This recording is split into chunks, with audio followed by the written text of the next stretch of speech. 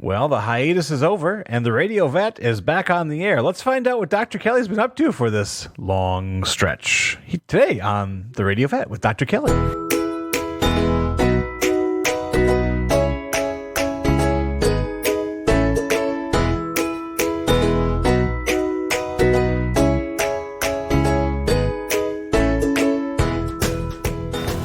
And we're back. Dr. Kelly is here. Thank you for coming back to us.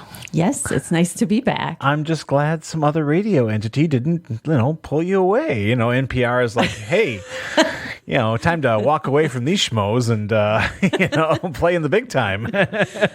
Oh, dear. Really not anticipating that. The day's not over. So what's going on in your world and, of course, in the world of our furry friends? So in our world now, as you've noticed, the grass has turned green. Just barely. There's buds on the trees and the early flowers have bloomed. And so the dogs and cats are getting itchy. Yes. Yeah. Well, that's no good. What? Yeah. So a lot of our furry friends, a lot of our pets suffer from allergies, just like a lot of us do. Yeah. And so cats will commonly show up with itchiness on their face and neck. It could be on the rest of the body too, but especially on their head. Okay. On their head and neck for some reason. So it usually looks to the owners like they're scratching at their ears excessively. And they may even cause little scabs, sores to show up, or just in that thinly haired area just in front of their ears that they all have. Yeah, where it's easier to see their skin, or on the backsides of their ears. Okay. From rear nails scratching at them. Yeah. Yeah. And so that's the other way that cats in particular show that they have allergies is with what we call allergic airway disease, either feline asthma or allergic bronchitis. Jeez, I had no idea that they were potential Claritin customers. Well, cats. Yeah, it doesn't seem like antihistamines like Claritin work well for most of them. Oh. They're very helpful for people. Yeah. But they're not very helpful much at all in my experience for dogs or cats, unfortunately. And so cats with allergic airway disease, their number one symptom is coughing. They cough, and there's very, very, very, very few things that ever make a cat truly cough. Hairballs. Hairballs, definitely hairballs. That's not a cough. That's coming from the GI tract. Oh, okay. Not from the lungs. It sounds like a cough, Yeah, and that's why it's hard for veterinarians to know sometimes what's going on with them, because the sounds that they make can, a lot of people will interpret them as GI or respiratory and be totally wrong. So it can be very hard to know what that sound is coming from. But yeah, hairballs are vomited up out of the upper small intestine. But that's not coughing. That's not coughing. Well, they need to work on that. And they're gagging. They're gagging, but they're not coughing. When cats cough, it's a very distinctive body posture that they adopt. They crouch and they extend their neck and head forward, and they make a sound that sounds just like a smoker's cough in a human. Oh, wow. Yeah. Okay. And so it's different from that that they do right before they bring up a hairball. It's not that. Wow. Just because cats like to make things confusing, which is so cat-like. Yeah, exactly. And so kitties with allergic airway disease respond very nicely to steroids, and as do dogs with environmental allergies. However, dogs get a lot of side effects. Thankfully, cats do not. So cats do beautifully on steroids.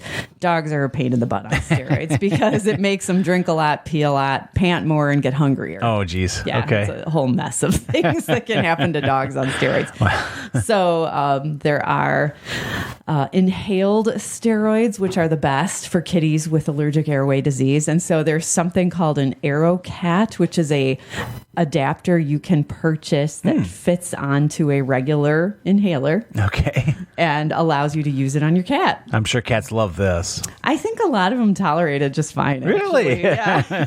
You can, of course, just like anything else, you can go on YouTube and see videos of people using their inhaler with their AeroCat spacer on their pet cat in order to control its asthma.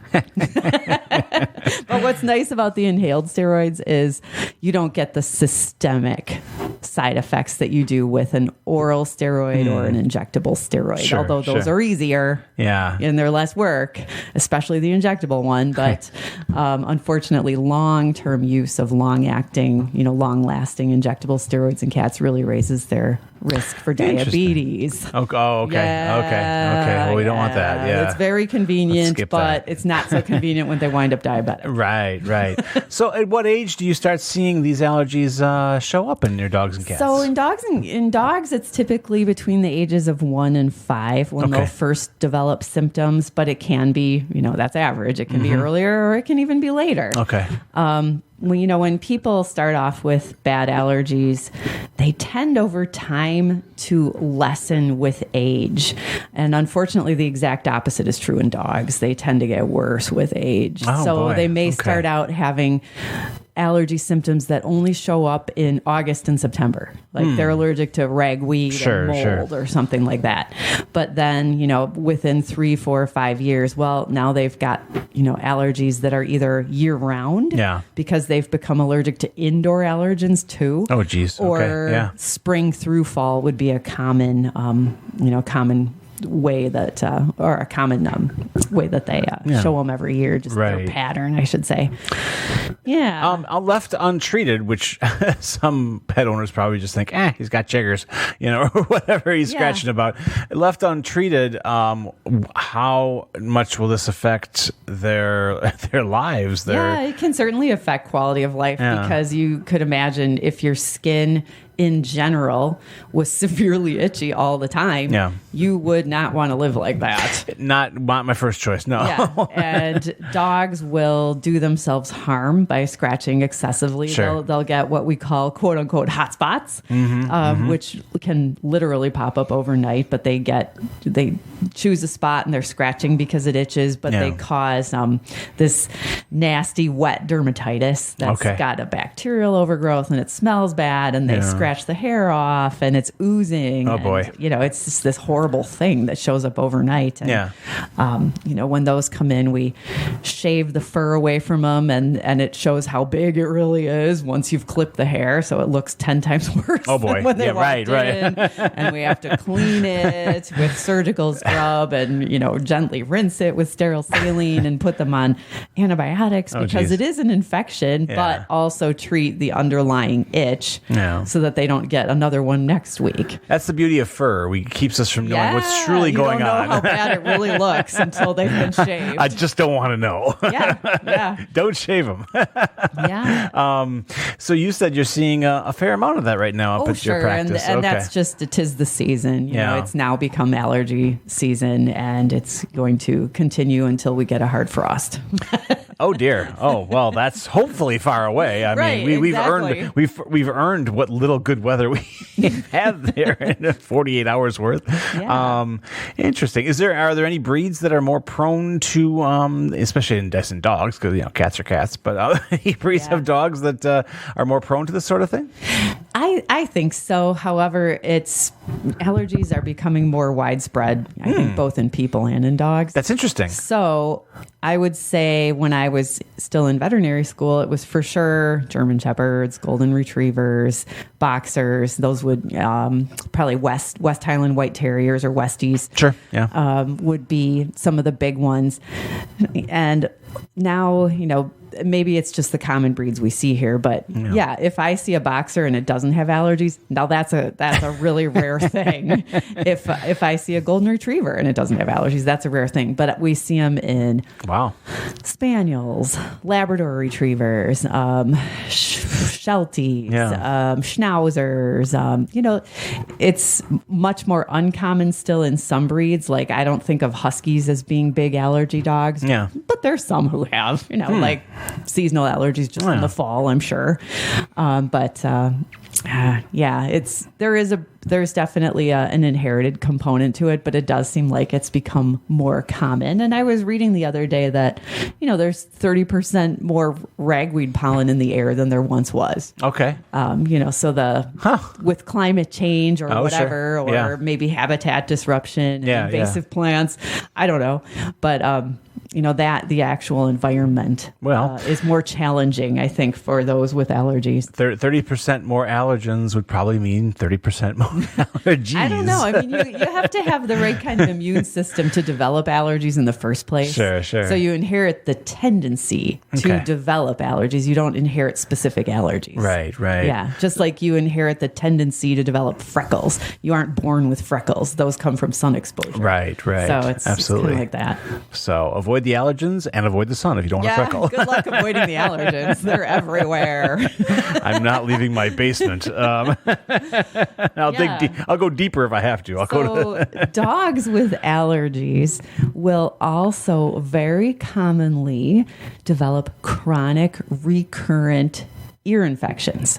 Okay. That allergy is an underlying cause of chronic recurring ear infections, especially yeast ear infections in the dog, which is the most common ear infection in the dog. And so that's a surprise to many people because we don't get ear infections from having bad allergies. But usually not. Yeah. People react allergically with their respiratory system. We sneeze and we get runny noses and itchy eyes too, and maybe sinus congestion, that kind of stuff. Yeah. Dogs get and cats get almost exclusively skin symptoms, and then they can also get the respiratory, especially if they're cats. But the skin reacting to allergens includes the skin in the ears. And the ears, being a dark, more humid place, is an excellent place to brew yeast when the environment of the ear is altered due to chronic inflammation. So allergies cause inflammation in the skin. It alters the resistance to things that are already there, including their normal skin bacteria, but also small numbers of yeast. Yeast take advantage of the altered environment and overgrow and cause an actual infection. And then that makes them even more itchy. Nothing makes yeast happier. Yeah. So we're talking mostly about dogs and cats. Do we have to worry about these in any of our other friends, like, say, the chinchilla? If you have a pet chinchilla. I've honestly never heard of allergies in any of our other species. That's weird. I know. Well, what's going on here? I can't think of any allergic birds. Yeah, you ever bring like a domesticated rat who's like, my rat's sneezing. Rats do certainly sneeze, but it's because they get chronic respiratory bugs. That's true. Yeah, they're infections. They're too busy getting infected to get allergies. I know. So I honestly can't think of any. That's bizarre. I can't think of any. Someone needs to do a paper. Someday it'll happen. And, like 50% of ferrets will now have allergies too, in addition to the things that ferrets get. Right. But so far, no, I can't think of any. So birds, your average bird, and they're out there flying all day long. Like robins don't have allergies. I think it would be a real disadvantage in a wild animal to have an immune system that was hyper-reactive to non-dangerous things. That's true. I think they wouldn't reproduce well and therefore would eliminate themselves from the gene pool. So, all the opossums taken out by allergies. Yeah. The end humans, of the opossum. All of us with all of our defects are free to reproduce because we make do with them. We are so soft. I mean, we have like no hard shell. We get allergies. What a useless species we are. We don't even have fur to cover our No, skin. we don't. We're not even cosmetically worthwhile. Oh, my. Well, so if you suspect that one of your pets is allergic, you would probably recommend coming to see someone like you relatively quick, correct? If they have very mild symptoms, we often will say, give us a call if it gets worse. You don't have to do anything if it's super, super mild. But once it becomes bothersome, meaning every time you look at your dog, they're scratching. Your cat has scabs on its face. Obviously, that's beyond mild. That is a nuisance. That affects their quality of life. Absolutely. If they're waking you up at night scratching, that's affecting even more than their quality of life, yours too. And so it's probably time to do something about it. Now we're doing something about it. I'm not sleeping. Yeah. Well, and maybe that's how people got clued into how bad it was. Yeah, I suppose so. And so, the once upon a time, the best and really only thing we had that worked for environmental allergies in dogs was steroids. Yeah. And we'd try antihistamines, but only about 1 in 4 dogs gets good enough relief to keep it up. Sure. And then now, thankfully, we have better things. We have an injectable allergy control medication that lasts for 4 to 8 weeks. It's not a steroid, not an antihistamine. And side effects, thankfully, are almost non-existent. Okay. Yeah. So that's a great one. That absolutely sounds good. Yeah. I know that sounds too good to be true, but it does seem too good to be true still to most of us who were practicing with steroids and antihistamines and topical things. Does that hold true for cats too? Like a 4 to 8 week shot type of thing, or no? They haven't come out with that for cats yet. That's dog specific. Okay. But we desperately need it for cats too, because the only long-acting allergy control we have for cats is a long-acting injectable steroid, and that comes with its own risks for, with continued use for maybe diabetes, especially if they're already overweight. Okay. And then there's also a tablet medication that controls allergies really well in dogs as well. That's not an antihistamine and not a steroid, and it does work great. And that was such a phenomenal change about, I don't know how many years ago. I'm going to guess 7-8 years ago it came out. It was so needed and so great that the supply disappeared. And every clinic was getting their allotment every month, and we had to divide it up between all of the desperate allergic pets. Wow. And ran out immediately as soon as we got, and then we couldn't get it for a while, and the company had to build their supply back up. Wow, they had not anticipated the need. So that was a bit tough. Yeah, absolutely. Yeah. When they dangled this wonderful thing in front of us and then took it away right away. Desperate pet owners and veterinarians. Yeah. But now the supply chain is good on that one. Now it's all fixed. Okay. Yeah. Now it's all good. That's good to hear.